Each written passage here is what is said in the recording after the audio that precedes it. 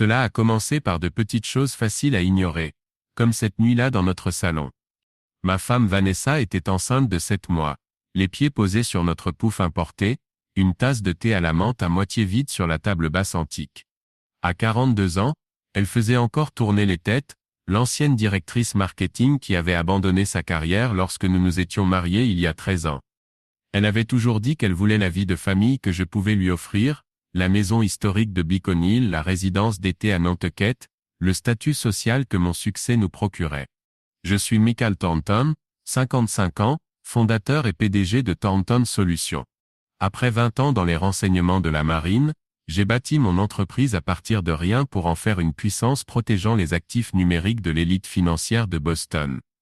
J'ai passé ma vie à analyser les menaces, identifier les vulnérabilités, et mettre en place des contre-mesures. Je n'aurais jamais pensé devoir déployer ces compétences dans mon propre mariage. Nous regardions ce vieux film, un de ces drames des années 90, le genre avec beaucoup de pluie et de musique triste au piano. Dans l'histoire, la femme trompe son mari puis découvre qu'elle est enceinte. Le mari ne se doute de rien. Le public sait que c'est compliqué. Vanessa était d'abord silencieuse, se frottant le ventre comme elle le fait toujours maintenant. Mais dès que l'affaire a été révélée à l'écran, elle s'est crispée. J'ai senti son corps se raidir à côté de moi. Puis, juste au moment où le mari confronte sa femme, Vanessa dit, « On peut changer ça s'il te plaît. Je n'aime pas ce genre de choses. » Je l'ai regardé gardant mon calme. Ce n'est qu'un film, Vanessa. Tu adores les vieux drames. Elle gardait les yeux fixés sur la télécommande. Pas celui-ci. C'est déprimant. On peut regarder quelque chose de drôle? J'ai haussé les épaules. Bien sûr. Tu vas bien? Elle m'a jeté un rapide coup d'œil. Oui, ça va. C'est juste que je n'ai pas besoin de ce genre de stress. Toutes ces histoires de tromperie et de secrets. Je n'en veux pas dans la maison. J'ai failli faire une blague sur l'infidélité qui ne serait pas contagieuse. Mais l'expression sur son visage a éliminé cette impulsion. Elle fixait la télé comme si elle la détestait. Je pouvais voir sa mâchoire travailler, grinçant des dents. J'ai essayé de dédramatiser. C'est probablement juste les hormones. Tu veux que je fasse du pop-corn? Elle a hoché la tête, mais son visage était tendu, comme si elle retenait quelque chose. Oui, ce serait bien. Alors je suis allé dans la cuisine et j'ai fait le pop-corn. Je lui ai apporté le bol et me suis rassis, mais elle y a à peine touché. Elle fixait simplement la télé, qui diffusait maintenant une sitcom idiote, comme si elle était complètement ailleurs. Mais ensuite, une semaine plus tard, les choses sont devenues encore plus suspectes. Nous étions à un barbecue de quartier chez les Prescott. Juste un groupe de l'élite financière de Boston dans le jardin soigné de quelqu'un, des enfants qui couraient partout, du jazz de bon goût en fond sonore, l'odeur de côte de bœuf de premier choix et de vin importé flottant dans l'air. Ça aurait dû être un samedi normal et tranquille.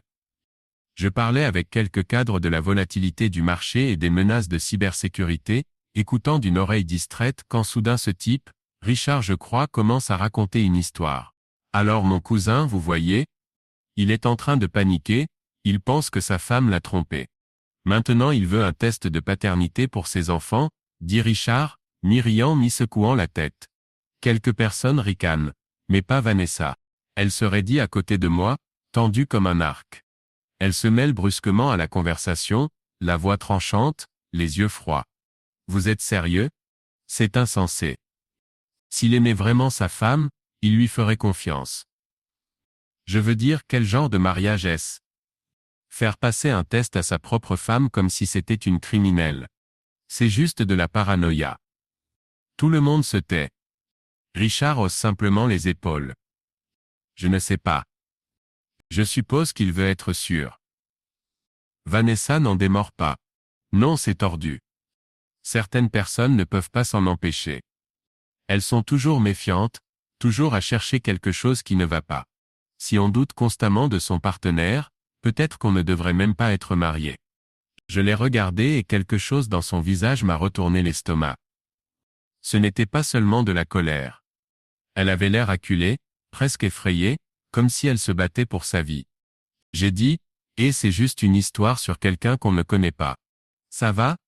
Elle m'a lancé un regard noir. Je déteste juste quand les hommes agissent comme ça. Comme si on ne pouvait pas faire confiance aux femmes ou quelque chose comme ça. Sa voix tremblait. Sa main a trouvé la mienne et l'a serrée beaucoup trop fort. J'ai essayé de garder mon calme mais mon esprit analytique traitait déjà les données. Ce n'était pas normal, Vanessa, la façon dont elle avait réagi, la façon dont elle défendait la femme dans l'histoire. Je ne pouvais pas m'empêcher d'y penser. C'est là que j'ai vraiment commencé à me poser des questions. Le lendemain, je suis allé boire un scotch avec mon ancien collègue de la marine, Henri. Nous avons pris un box au Hawkroom. Boiserie sombre, fauteuil en cuir, whisky single malt sec. J'ai essayé d'agir normalement, mais Henri peut me lire comme un livre ouvert. Il me regarde une fois, sirote son Macallan 18, et dit « Bon Mike, qu'est-ce qui te tracasse ?» J'ai hésité, puis j'ai tout déballé. Je ne sais pas, Henri. Quelque chose cloche avec Vanessa ces derniers temps. Elle a paniqué à cause d'un film sur l'infidélité, puis elle a perdu son sang-froid lors de ce barbecue quand Richard a raconté cette histoire sur son cousin qui voulait un test de paternité. Je n'arrive pas à me débarrasser de l'impression qu'il y a quelque chose qu'elle ne me dit pas. Henry a hoché la tête, sans rien dire tout de suite. Puis il s'est penché, l'air sérieux. Écoute, si ça n'arrive qu'une fois, tu te fais peut-être des idées. Mais quand la même chose te tracasse 2 fois, 3 fois, ce n'est plus juste dans ta tête, mec. C'est réel. Les gens ne s'énervent pas autant à moins d'avoir quelque chose à cacher. J'ai fixé mon scotch, retournant ces paroles dans ma tête. Je voulais croire que j'étais juste paranoïaque. Mais plus j'y réfléchissais, plus j'avais l'impression qu'il avait raison. Henry m'a donné une tape dans le dos. Écoute, Mike, tu dois faire confiance à ton instinct. Si quelque chose ne va pas, il y a probablement une raison. Tu n'as pas survécu 20 ans dans les renseignements en ignorant ton intuition. Je n'ai rien dit, je suis juste resté assis là, le bruit du bar s'estompant. Je savais que je ne pouvais plus l'ignorer. Je ne voulais pas devenir un psychopathe paranoïaque. Alors j'ai essayé de me raisonner. Peut-être que c'était juste du stress. Peut-être que Vanessa est juste stressée par la grossesse. Peut-être que je perds la tête. Mais je n'arrivais pas à lâcher prise. Quelques jours plus tard, j'ai appelé ce type que je connais. Eddie travaille pour une entreprise de cybersécurité spécialisée dans l'espionnage industriel. Il a déjà fait du travail technique pour mon entreprise, rien d'illégal mais certainement dans la zone grise. On s'est retrouvés derrière son bureau après les heures de travail, tous les deux debout comme si on était dans un mauvais film d'espionnage. Eddie a allumé une cigarette et a haussé un sourcil. « Bon Mike, qu'est-ce qui se passe ?» Je me suis frotté la nuque, me sentant ridicule. « Écoute, ça reste entre nous, d'accord ? J'ai juste besoin de savoir ce qui se passe avec Vanessa. Je ne peux pas lui demander directement. Elle va paniquer. Je m'inquiète juste pour elle. La grossesse, tu sais ? Il a souri en coin, puis est devenu tout sérieux. J'ai quelque chose ? Il y a une application appelée enregistreur vocal activé. Tu lui envoies un lien sur son téléphone, elle clique dessus. Bam, ça tourne. Chaque fois qu'elle passe un appel, ça enregistre les 2 côtés de la conversation. Ça envoie les fichiers sur un serveur sécurisé. Elle ne saura jamais. J'ai hésité. Est-ce que c'est même légal ? Il a haussé les épaules. Disons simplement que tu essaies de protéger ta famille et les actifs de ton entreprise. Elle ne remarquera rien. Tu le veux ou pas ? J'ai soupiré, en hochant la tête.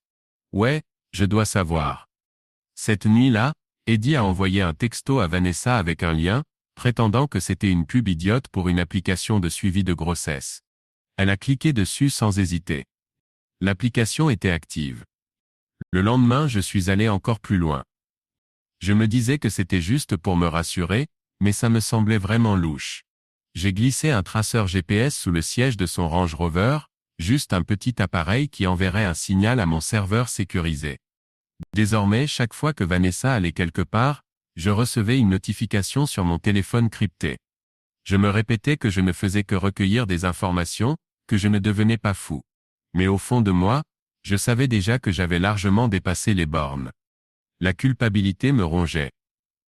Chaque fois que Vanessa me souriait, chaque fois qu'elle touchait son ventre, j'avais l'impression de cacher un couteau dans mon dos. Mais en apparence, la vie continuait. Vanessa me traînait d'une boutique de luxe pour bébé à une autre, s'extasiant sur tout. Des berceaux sur mesure, des poussettes européennes, des vêtements pour bébés de créateurs dont je n'avais jamais entendu parler. J'essayais d'agir normalement, mais j'étais constamment sur les nerfs. Un après-midi, nous étions dans ce magasin trop éclairé à regarder des couffins. Vanessa en tenait 2 différents, essayant de se décider. Celui-ci est plus mignon, non? Demanda-t-elle en souriant, les yeux brillants. Ou tu penses que celui de Fundy est mieux? J'ai essayé de me concentrer. Celui que tu veux, Vanessa. Ils sont tous les deux bien. Elle a froncé les sourcils. Allez, aide-moi un peu. Tu as l'air à peine enthousiaste ces derniers temps. Qu'est-ce qui se passe avec toi? J'ai forcé un sourire. Je suis juste fatigué, Vanessa. Le contrat avec Morgan Stanley me prend toute mon attention. Elle a posé les couffins, les mains sur les hanches. Tu es distant depuis des semaines, pas seulement aujourd'hui. C'est à cause du bébé? Tu as peur? Ça m'a frappé fort. J'ai failli dire quelque chose d'honnête, mais je l'ai ravalé. Non, ce n'est pas ça, et je mentis. Je veux ce bébé plus que tout. Elle m'a étudiée, suspicieuse, mais a laissé tomber. Plus tard ce soir-là, nous nous sommes encore disputés, cette fois à propos de la peinture de la chambre d'enfant. Elle voulait une nuance tendance de corail, je trouvais ça trop ostentatoire. C'est sophistiqué, dit-elle en agitant un échantillon de peinture d'un designer exclusif. C'est criard, ai-je rétorqué. On n'élève pas un flamant rose. Elle a levé les yeux au ciel. Très bien, faisons comme tu veux, puisqu'apparemment rien de ce que je choisis n'est jamais assez bien. Nous avons à peine parlé le reste de la soirée. Quand elle est allée se coucher, je me suis assis dans mon bureau à la maison dans l'obscurité, ma tablette sécurisée bourdonnant avec de nouveaux fichiers audio de ses appels, ma culpabilité me tordant la poitrine. Mais je devais savoir. Soit j'éliminerais ces doutes une fois pour toutes, soit je ferais enfin face à la vérité. Parce que vivre ainsi, prétendre que tout allait bien alors que je brûlais de l'intérieur, me déchirait. Le problème c'est que Vanessa adorait parler. Je veux dire vraiment parler. Ses appels téléphoniques avec ses amis, sa mère, ses anciennes collègues. Parfois ça durait des heures. Sérieusement, je ne sais pas comment elle faisait. Elle faisait les 100 pas dans la maison, le ventre en avant, le téléphone calé sous le menton, parlant à toute vitesse. Au début, j'essayais d'écouter tout, espérant entendre, je ne sais pas, quelque chose. Mais bon sang, avez-vous déjà essayé de supporter des heures de femmes parlant de nouvelles couleurs de cheveux, de soldes sur des vêtements de marque, et de qui a couché avec le mari de qui au country club? Une vraie torture. Je vous jure que vous n'y tiendriez pas non plus. Il y avait des après-midi entiers où tout ce que j'obtenais, c'était des nouvelles sur une promotion folle sur des vêtements de maternité chez Neiman Marcus, ou des drames sur une mondaine qui s'était enfuie avec son professeur de tennis, après avoir flirté avec un milliardaire de la tech lors d'un gala de charité. Je n'invente rien. Au bout d'un moment, je suppliais juste pour avoir quelque chose d'utile. Mais ce n'était que du bruit. Un bruit sans fin et sans intérêt. Et pourtant je continuais d'écouter, espérant capter quelque chose qui me donnerait enfin une réponse, dans un sens ou dans l'autre. Alors j'ai trouvé une solution. Il n'y avait aucun moyen pour moi d'écouter chaque appel. Vanessa parlait trop pour qu'un être humain puisse survivre à ça. J'ai donc téléchargé toutes ces conversations téléphoniques de la semaine passée et les ai fait passer par un programme d'analyse IA avancé que mon entreprise avait développé pour la détection de fraude financière. Le programme transformait chaque appel en texte, ligne par ligne, et signalait les schémas suspects. Il y avait encore beaucoup à lire. Mais au moins je n'avais pas à entendre parler de traitement au Botox en temps réel. C'était beaucoup plus facile à parcourir, mais ça prenait quand même une éternité. Au bout d'un moment, j'ai réalisé que je devais être plus malin. J'ai donc mis en place des drapeaux rouges. Des mots-clés qui pourraient signifier des problèmes. Des trucs comme secret, tromperie, ne dis pas hôtel, ou toute mention d'un nom d'homme que je ne connaissais pas. Si l'un de ces mots apparaissait, je m'arrêtais et lisais toute la conversation. Sinon je continuais à scanner, devenant de plus en plus fatigué et frustré jour après jour. C'était obsessionnel, je le sais, mais je ne pouvais pas m'en empêcher.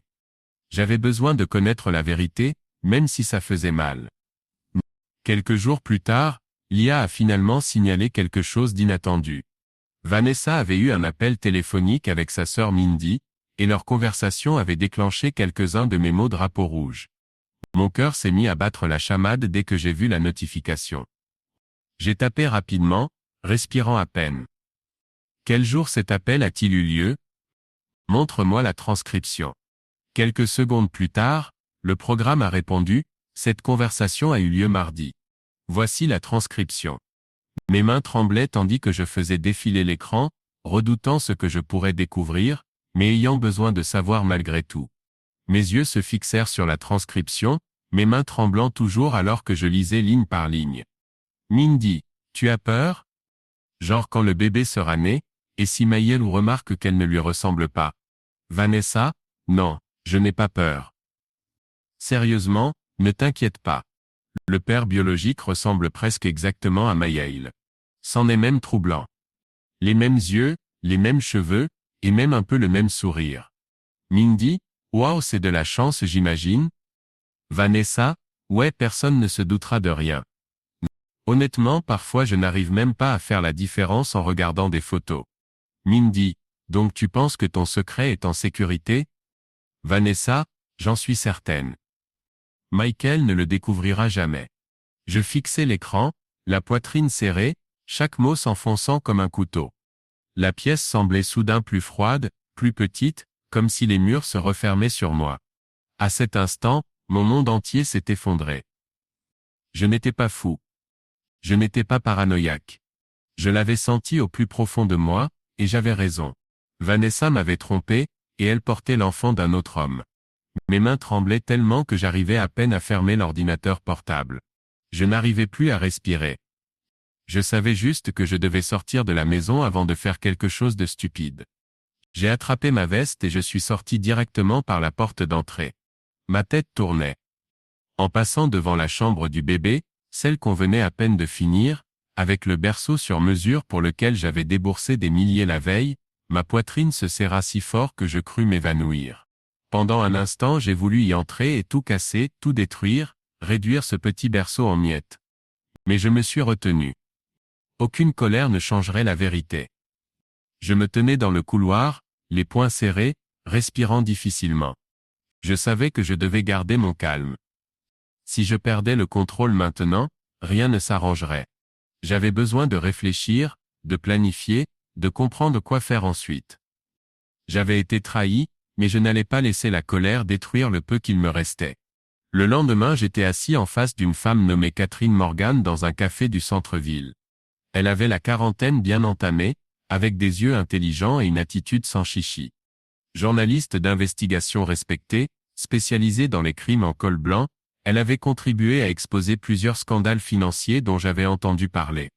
Elle était aussi veuve, ayant perdu son mari 5 ans auparavant. Catherine but une gorgée de café et me regarda. Donc vous disiez que vous aviez besoin d'aide concernant votre femme? J'ai acquiescé, la voix basse. Oui, elle s'appelle Vanessa. Je pense qu'elle me trompe. J'ai besoin de preuves, de vraies preuves. Et je veux savoir qui il est. Catherine se pencha en avant. Vous avez des pistes?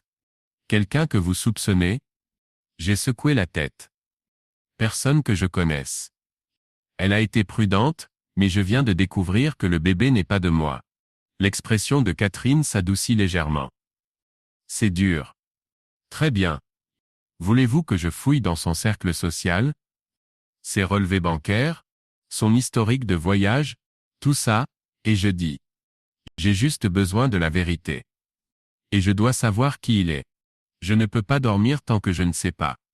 Catherine hocha la tête, prenant des notes sur sa tablette. D'accord. Donnez-moi son emploi du temps, où elle travaille, qui sont ses amis. Je le trouverai.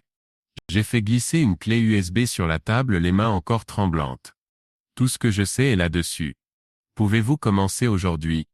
Elle me regarda droit dans les yeux. Je vous obtiendrai ce dont vous avez besoin, Michael. Tenez bon. J'ai acquiescé, peinant à la regarder en face. Merci Catherine. Juste n'en parlez à personne.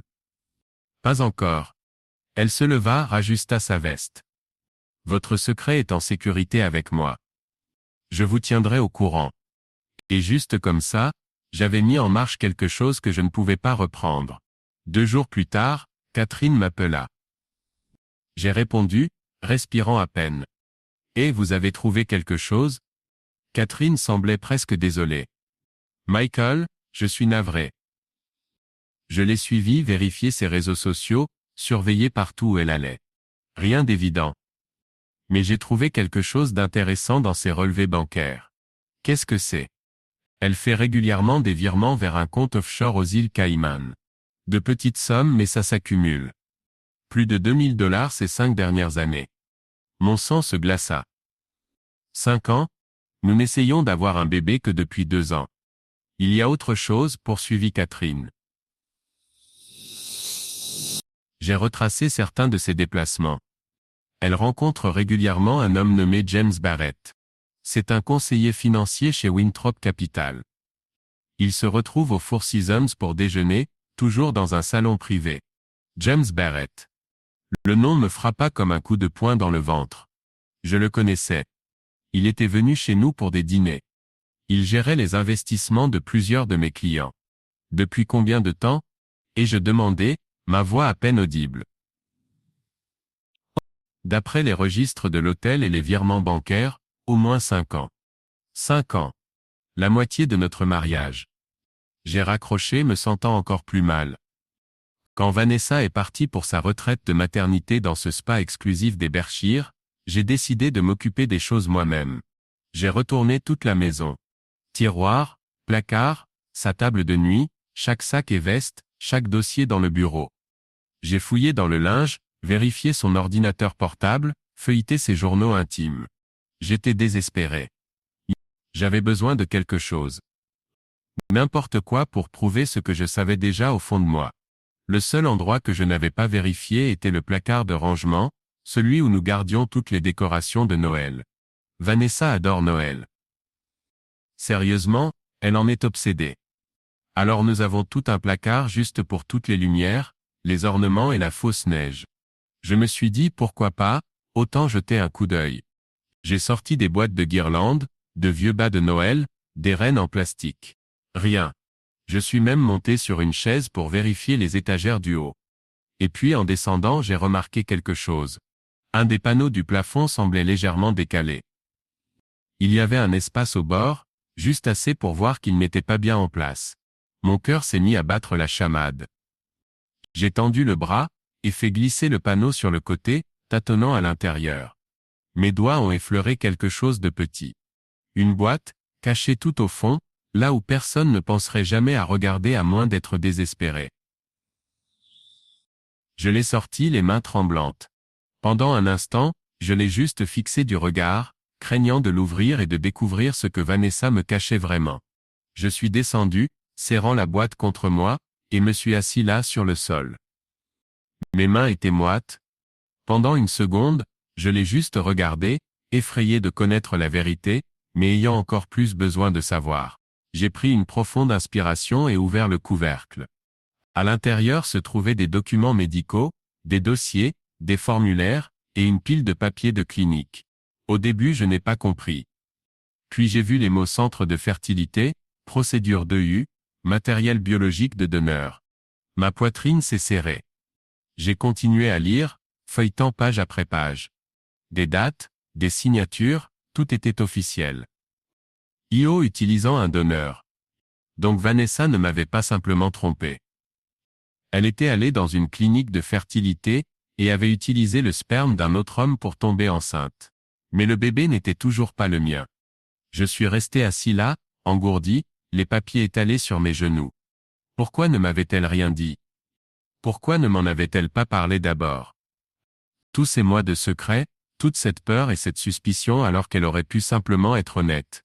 J'ai pressé mes mains contre mon visage et suis resté assis là dans l'obscurité, entouré de lumière de Noël et de la vérité que je n'avais jamais vue venir.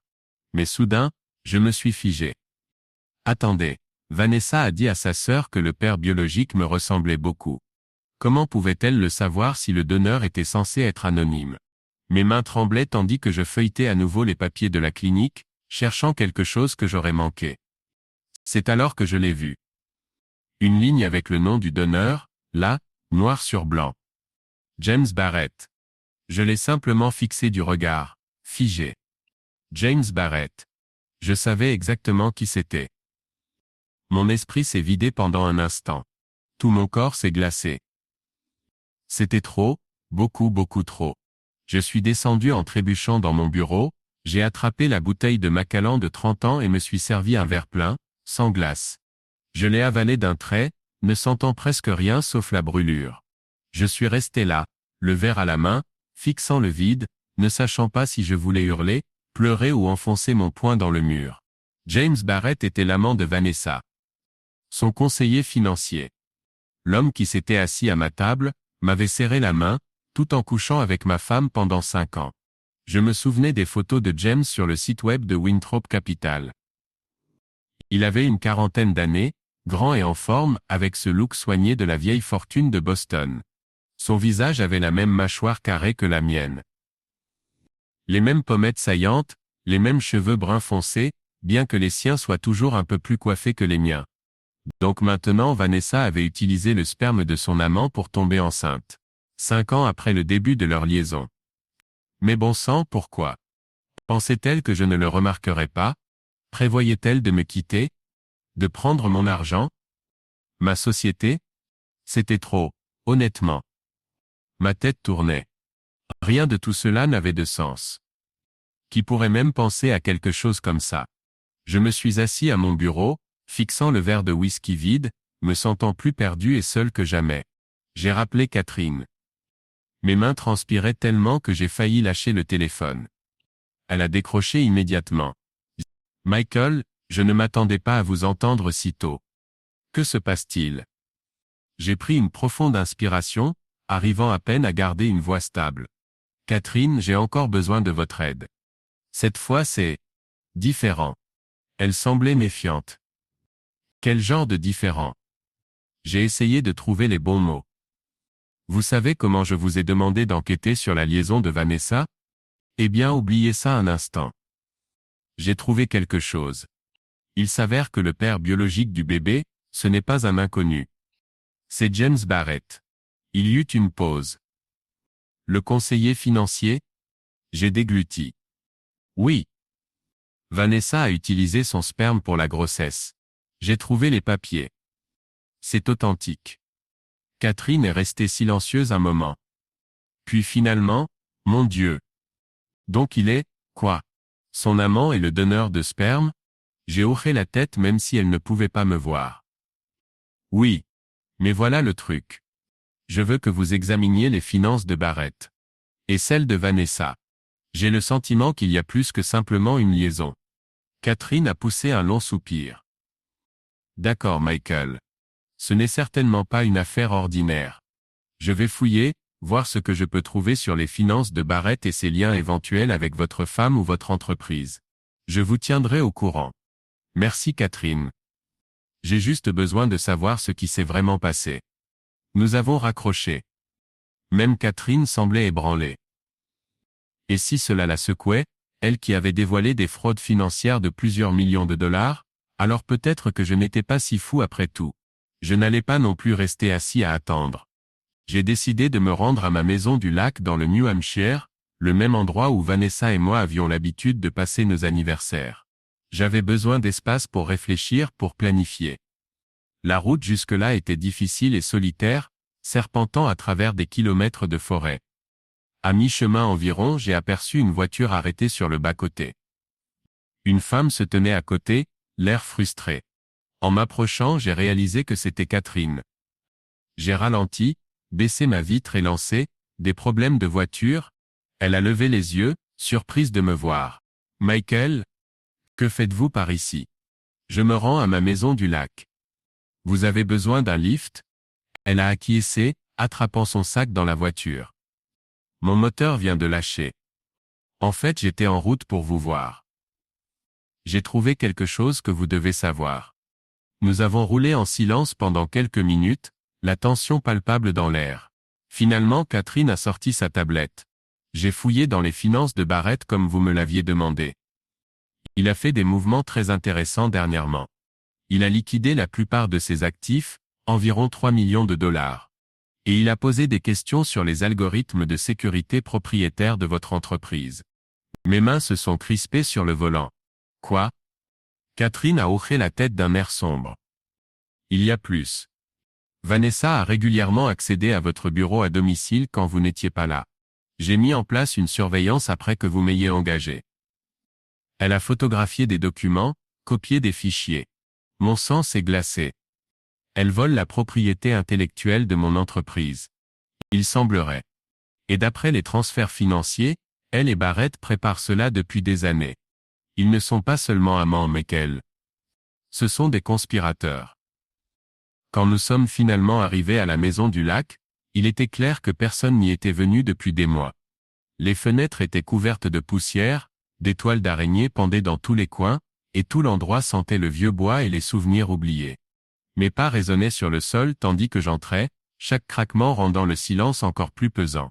Je me suis tenu au milieu du salon vide, avec l'impression d'être observé par des fantômes. Catherine m'a suivi à l'intérieur, posant son sac sur la table basse poussiéreuse. « Alors, quel est ton plan, Michael ?» Je me suis tourné vers elle, mon esprit soudainement clair pour la première fois depuis des semaines. « Je vais les détruire.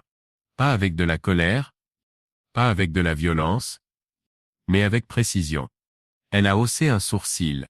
« Comment ?» De la même manière que j'ai protégé les institutions financières que je sers. En identifiant la menace, en la contenant, et en l'éliminant. Méthodiquement. J'ai passé les 3 jours suivants à la maison du lac avec Catherine, planifiant ma contre-attaque. Nous avons installé un centre de commandement improvisé dans le salon, avec des ordinateurs portables, des documents et des tableaux blancs étalés partout.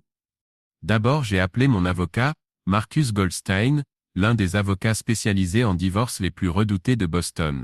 Je lui ai exposé tout ce que je savais, tout ce que je soupçonnais. Il a écouté sans interruption, puis a simplement dit « Je vais préparer les documents. En attendant, sécurisez vos actifs. » Ensuite, j'ai contacté le directeur financier de mon entreprise, lui demandant de verrouiller toutes nos informations confidentielles, de changer tous les codes d'accès, et de mettre en place nos protocoles de sécurité les plus stricts. Je lui ai dit que nous avions une situation potentielle d'espionnage industriel, sans mentionner Vanessa. Puis j'ai appelé mon ancien camarade du renseignement naval, Henry. J'ai besoin d'un service, lui ai-je dit. J'ai besoin d'une surveillance sur James Barrett. Tout ce qu'il fait, partout où il va. Considère que c'est fait, a répondu Henry sans hésitation. Catherine a poursuivi son enquête, creusant plus profondément dans le réseau financier que Vanessa et Barrett avaient créé. Elle a découvert des comptes offshore aux Caïmans, des sociétés écrans au Delaware, et un schéma de petits transferts constants qui s'élevait à des millions sur 5 ans. Ils préparaient ça depuis longtemps, a dit Catherine me montrant la piste financière. Ils allaient attendre que le bébé soit né, puis Vanessa demanderait le divorce, réclamant la moitié de tes biens plus une pension alimentaire. Pendant ce temps, Barrett lancerait une entreprise de cybersécurité concurrente en utilisant tes algorithmes volés. J'ai hoché la tête, me sentant étrangement calme. Et il pensait que je ne le découvrirais jamais. Ils t'ont sous-estimé, a dit doucement Catherine. Tout le monde le fait, ai-je répondu. Le 4e jour, je suis rentré à la maison comme si de rien n'était. Vanessa était dans la cuisine, coupant des légumes pour le dîner, son ventre de femme enceinte saillant sous sa robe de maternité de créateur. Où étais-tu? A-t-elle demandé, sans lever les yeux de la planche à découper. J'étais inquiète. J'avais juste besoin de temps pour réfléchir, et je dis, gardant une voix neutre. Le stress du travail. Elle a hoché la tête, semblant satisfaite de mon explication. Eh bien, je suis contente que tu sois de retour. Le dîner sera prêt dans 1 heure. Je l'ai observée s'affairer dans la cuisine, cette femme que je croyais connaître, cette étrangère portant l'enfant d'un autre homme, complotant pour me dérober tout ce que j'avais construit. Et je ne ressentais rien. Ni colère ni douleur, juste une froide détermination à remettre les choses en ordre. Cette nuit-là, j'ai dormi dans la chambre d'Amy, prétextant ne pas vouloir la déranger avec mon agitation. En réalité, je ne supportais pas l'idée de m'allonger à côté d'elle, de maintenir cette mascarade plus longtemps que nécessaire. Le lendemain matin, j'ai mis mon plan en action. D'abord, j'ai transféré tous mes biens personnels dans une série de fiducies que j'avais établies il y a des années comme stratégie fiscale. Vanessa les avait signés sans lire les détails, trop occupé à planifier son prochain shopping. Ses fiducies étaient inattaquables, protégées des procédures de divorce. Ensuite, j'ai fait voter par le conseil d'administration de mon entreprise la mise en place d'un nouveau protocole de sécurité qui exigeait une vérification biométrique pour tout accès aux informations confidentielles. La carte d'accès et les mots de passe de Vanessa sont immédiatement devenus inutiles. Puis, j'ai contacté la clinique de fertilité où Vanessa avait subi la procédure DIU. Me faisant passer pour un mari inquiet, j'ai demandé une copie de tous les dossiers relatifs au traitement de ma femme. La clinique a hésité, invoquant des problèmes de confidentialité, mais quand j'ai mentionné une possible action en justice pour avoir effectué une procédure sans le consentement du conjoint, ils se sont rapidement exécutés. Avec ces documents en main, j'avais une preuve irréfutable que l'enfant n'était pas le mien, que Vanessa m'avait délibérément trompé, et que James Barrett était le père biologique. Enfin, j'ai contacté mes enfants de mon premier mariage. Sophia, ma fille de 16 ans, et Ethan, mon fils de 11 ans, vivaient avec leur mère dans le Connecticut, mais me rendaient visite régulièrement. Je devais les préparer à la tempête qui s'annonçait. « Papa, est-ce que ça va ?» a demandé Sophia lors de notre appel vidéo, ses yeux perspicaces remarquant la tension sur mon visage. Elle avait mon esprit analytique, montrant déjà des promesses en codage et en cybersécurité. Je traverse des moments difficiles en ce moment, lui ai-je dit honnêtement. Votre belle-mère et moi avons des problèmes. Des problèmes sérieux. Le visage d'Ethan s'est assombri. Contrairement à sa sœur, il affichait ouvertement ses émotions. Vous allez divorcer? J'ai lentement hoché la tête. Oui, mon grand. J'en ai bien peur. C'est à cause du bébé? A demandé Sophia, toujours prompte à faire le lien entre les choses. En partie, ai-je admis.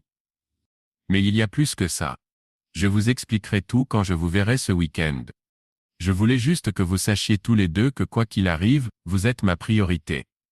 Toujours. Sophia hocha la tête, son expression sérieuse. On le sait, papa. On est là pour toi aussi. Ethan essuya ses yeux, mais essaya d'avoir l'air brave. Ouais, papa. On est derrière toi. Leur soutien signifiait tout pour moi. À ce moment-là, j'ai su que peu importe ce que je pourrais perdre d'autre, j'avais toujours ce qui comptait le plus. La dernière pièce du puzzle est tombée en place quand Catherine a appelé avec des nouvelles sur Barrett. Il rencontre une société de capital risque demain, dit-elle. Il présente une nouvelle start-up de cybersécurité. Et devine ce qu'il propose comme avantage concurrentiel? Mes algorithmes, dis-je, ce n'était même pas une question. Exactement. Il prétend les avoir développés indépendamment, mais les spécifications techniques correspondent exactement aux vôtres. Avez-vous des preuves? Mieux que ça, répondit Catherine. J'ai un enregistrement. Une de mes sources dans la société de capital risque a accepté de porter un micro. Barrett explique tout, y compris comment il a obtenu les informations de votre femme. C'était ça. La dernière preuve dont j'avais besoin. Il était temps de tendre le piège. J'ai organisé un dîner chez nous, invitant James Barrett sous prétexte de discuter d'une opportunité d'investissement potentiel. Vanessa était surprise mais ravie, pensant que c'était juste un autre dîner d'affaires. James vient ici? Ce soir? Demanda-t-elle, essayant d'avoir l'air décontracté mais incapable de cacher la panique dans ses yeux. Oui, je pensais à diversifier certains investissements. Il est hautement recommandé, et j'ai répondu calmement. Elle s'affaira à préparer le dîner, changeant de tenue 3 fois, arrangeant des fleurs, sélectionnant le vin parfait. J'observais son énergie nerveuse avec un intérêt détaché, comme un scientifique observant un spécimen. Barrett est arrivé à 7 heures, tout en confiance polie et faux sourire. Il me serra fermement la main, complimenta notre maison, et tendit à Vanessa un bouquet de lys. « Michael, toujours un plaisir de vous voir, » dit-il, sa voix dégoulinante de fausse sincérité. « Et Vanessa, vous êtes radieuse. La grossesse vous va bien. » J'ai vu le regard qui est passé entre eux, bref mais indéniable. Un secret partagé, une blague privée à mes dépens. Nous nous sommes assis pour dîner, faisant la conversation sur le marché, la météo, des connaissances communes. J'ai joué parfaitement le rôle du mari naïf, demandant des conseils d'investissement à Barrett, discutant de planification de retraite, tout en le regardant lutter pour garder son sang-froid. Après le dîner, j'ai suggéré que nous passions dans mon bureau pour prendre un verre. J'ai un Macallan de 30 ans que je gardais pour une occasion spéciale, dis-je. Et cela me semble en être une. Dans mon bureau, je versai 3 verres de scotch, de l'eau pour Vanessa en raison de sa grossesse, et leur fis signe de s'asseoir dans les fauteuils en cuir disposés autour de mon bureau en acajou antique. La pièce était un témoignage de ma réussite, des distinctions militaires discrètement exposées, des récompenses d'associations de l'industrie de la cybersécurité, des photos avec des gouverneurs et des sénateurs. Magnifique scotch. Comment à Barrett, en faisant tournoyer le liquide ambré. Vous avez excellent goût, Michael. J'apprécie la qualité, répondis-je en m'asseyant derrière mon bureau. En toute chose. J'ouvris mon ordinateur portable et le tournai vers eux. Avant de discuter investissement, je voulais avoir votre avis sur quelque chose d'intéressant que j'ai découvert. L'écran affichait des relevés financiers, plus précisément, les comptes offshore que Catherine avait découverts. Ces schémas ont attiré mon attention, dis-je d'un ton désinvolte. Des transferts réguliers, soigneusement structurés pour éviter la détection. Très sophistiqué. Le visage de Barrett resta impassible, mais je remarquai que ses jointures blanchissaient autour de son verre. Vanessa s'agita inconfortablement sur son siège. « Qu'est-ce que je regarde exactement » demanda Barrett, d'une voix posée. « De la fraude » répondis-je simplement. « Une conspiration financière à long terme impliquant environ 3,2 millions de dollars. » Je cliquai sur l'écran suivant, montrant la récente liquidation des actifs de Barrett. Un timing intéressant, ne trouvez-vous pas? Juste avant de lancer une nouvelle entreprise. Barrett posa soigneusement son verre. « Michael, je ne suis pas sûr de ce que vous insinuez, mais je n'insinue rien, James. J'énonce des faits. » Je me tournai vers Vanessa. « Voulez-vous expliquer, ou dois-je continuer ?» Le visage de Vanessa s'était vidé de ses couleurs. « Michael, qu'est-ce que c'est? Que faites-vous » J'ignorais sa question, et passai à la diapositive suivante. Des photographies de Vanessa dans mon bureau copiant des documents, photographiant l'écran de mon ordinateur. L'espionnage industriel est un délit fédéral, dis-je d'une voix clinique détachée. Tout comme la fraude électronique. Et la conspiration. Barrett se leva brusquement. C'est ridicule. Je m'en vais. Asseyez-vous, ordonnai-je ma voix soudain dure avec l'autorité qui avait autrefois dirigé des opérations de renseignement naval. Vous voudrez entendre ce qui vient ensuite. Quelque chose dans mon ton le fit obtempérer. Vanessa tremblait maintenant, des larmes se formant dans ses yeux. Michael, s'il vous plaît, je levai la main, la faisant taire, et passai à la dernière diapositive les documents de la clinique de fertilité, avec leurs 2 noms clairement visibles. 5 ans, dis-je doucement. 5 ans de trahison. Pas seulement une liaison mais un plan calculé pour voler la propriété intellectuelle de mon entreprise, ma fortune personnelle, et même mon rôle de père.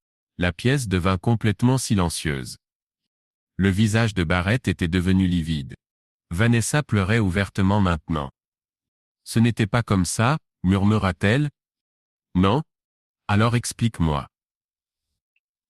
Explique pourquoi tu as utilisé le sperme de ton amant pour concevoir un enfant que tu prévoyais de faire passer pour le mien.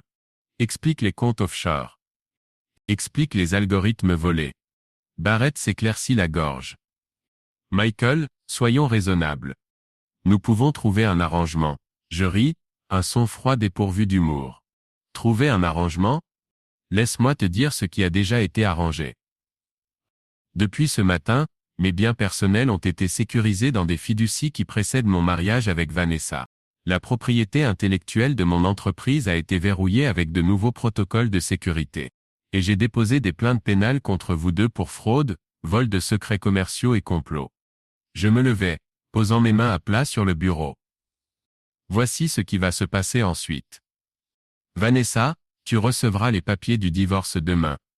Le contrat prénuptial que tu as signé contient une clause d'infidélité qui ne te laisse rien. James, la société de capital risque avec laquelle tu devais te réunir demain a été informée de ton vol. Tes avoirs ont été gelés en attendant l'enquête. Le sang-froid de Barrett se fissura enfin. Tu ne peux pas faire ça. Je l'ai déjà fait, répondis-je calmement. Maintenant sortez de ma maison. Barrett regarda Vanessa, la panique dans les yeux. Tu étais au courant de ça? Tu lui as dit? Vanessa secoua la tête, le mascara coulant sur son visage. Non. Je n'en avais aucune idée. Vous avez 30 secondes pour quitter ma propriété, dis-je à Barrett, avant que j'appelle la police et vous fasse arrêter pour intrusion. Il se leva, rajustant sa veste dans une tentative futile de retrouver sa dignité. Ce n'est pas fini, Thornton. Pour toi, si, répliquai-je. Après le départ de Barrett, Vanessa s'effondra en sanglots. Michael, s'il te plaît, tu ne comprends pas. Je t'aime. Le bébé n'est pas le mien, terminai-je pour elle. Et nous le savons tous les deux. Mais nous pourrions encore être une famille, supplia-t-elle. Personne n'a besoin de savoir. J'ai fait une erreur, mais je veux la réparer. Je la regardais, cette belle étrangère avec qui j'avais partagé ma vie pendant 13 ans. Il n'y a rien à réparer, Vanessa. C'est déjà brisé au-delà de toute réparation. Et le bébé? Demanda-t-elle, les mains couvrant protectivement son ventre. Qu'est-ce qui va lui arriver? C'est entre toi et Barrett, répondis-je. Mais ne t'inquiète pas. Les tribunaux s'assureront qu'il verse une pension alimentaire adéquate. Son visage se durcit soudainement, la façade vulnérable disparaissant. Tu le regretteras, Michael. Je me battrai pour tout. J'ai droit à la moitié de tout ce que tu possèdes. Je souris froidement. Non, tu n'y as pas droit. Pas avec ce que j'ai contre toi. Mais vas-y, essaie. J'ai passé ma carrière à identifier les menaces et à les neutraliser. Tu n'as jamais eu la moindre chance. Le lendemain matin, Vanessa reçut les papiers du divorce au petit déjeuner. Elle ne dit pas un mot, signa simplement l'accusé de réception et se retira dans la chambre d'amis. Je l'entendis au téléphone, probablement avec son avocat, sa voix montant et descendant en vagues de colère et de désespoir. Je me rendis à mon bureau en ville, où mon équipe de direction m'attendait. J'avais convoqué une réunion d'urgence pour aborder la situation. Je serai direct, leur dis-je. Ma femme et James Barrett de Winthrop Capital ont tenté de voler nos algorithmes propriétaires. Nous avons contenu la fuite, mais je voulais que vous soyez tous au courant de la situation. Mon directeur financier, David Chen, semblait inquiet. Quelle était l'étendue de la fuite? Ils ont accédé aux conceptions préliminaires du protocole de sécurité de Morgan Stanley, mais pas à l'implémentation finale. Nous avons déjà informé Morgan Stanley et les avons assurés que leurs données sont sécurisées. Et les implications juridiques? Demanda Sarah Jeffries, notre conseillère juridique. Nous avons déposé des plaintes au pénal. Le FBI enquête. Quant à ma situation personnelle, Vanessa et moi divorçons. Je ne prévois aucune perturbation de nos opérations, mais je voulais être transparent avec vous tous. L'équipe exprima son soutien, et nous passâmes l'heure suivante à revoir nos protocoles de sécurité et nos plans d'urgence. Lorsque je quittais le bureau, je me sentais plus en contrôle que je ne l'avais été depuis des semaines. Cet après-midi-là, je rencontrai Catherine dans un restaurant tranquille surplombant le port de Boston. Elle avait plus d'informations sur les activités de Barrett. Il panique, dit-elle, en faisant glisser un dossier sur la table. Il a essayé de vider ses comptes ce matin, mais ils sont gelés. Il a appelé ses contacts dans toutes les grandes institutions financières de Boston, mais la nouvelle s'est répandue. Personne ne veut le toucher. J'acquiesçais, parcourant les documents. Et Vanessa? Elle a appelé son avocat 4 fois aujourd'hui. Elle a aussi appelé Barrett 7 fois, il ne répond pas. Elle a essayé d'accéder à vos comptes joints mais n'a pas pu. Elle est à court d'options. Je fermai le dossier. Bien? Catherine m'étudia un moment. Tu gères ça remarquablement bien. Je regardais le port, observant les bateaux se déplacer sur l'eau. J'ai passé 20 ans dans les renseignements. J'ai appris à compartimenter. Gérer la menace, traiter les émotions plus tard. Et quand sera ce plus tard? Demanda-t-elle doucement. Je croisai son regard. Je ne sais pas. Peut-être jamais. Elle tendit la main à travers la table et toucha brièvement la mienne. Ce n'est pas sain, Michael. La trahison non plus, répondis-je. Mais j'apprécie ton inquiétude. Le week-end arriva, et avec lui mes enfants. Sophia et Ethan arrivèrent vendredi soir, tous deux calmes et incertains. Vanessa avait déménagé dans un hôtel la veille, n'emportant que ses effets personnels.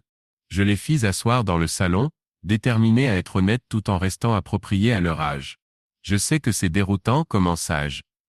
Et je suis désolé que vous soyez pris au milieu de problèmes d'adultes. Est-ce que Vanessa attend vraiment le bébé de quelqu'un d'autre? Demanda Ethan sans détour. Je pris une profonde inspiration. Oui. Elle et un autre homme ont décidé d'avoir un bébé ensemble, alors qu'elle était encore mariée avec moi. Elle n'a pas été honnête avec moi à ce sujet. Les yeux de Sophia se plissèrent. Elle a aussi volé dans ton entreprise? J'ai entendu maman en parler au téléphone. J'acquiesçai. Oui. Elle et cet homme essayaient de prendre des informations qui appartiennent à mon entreprise.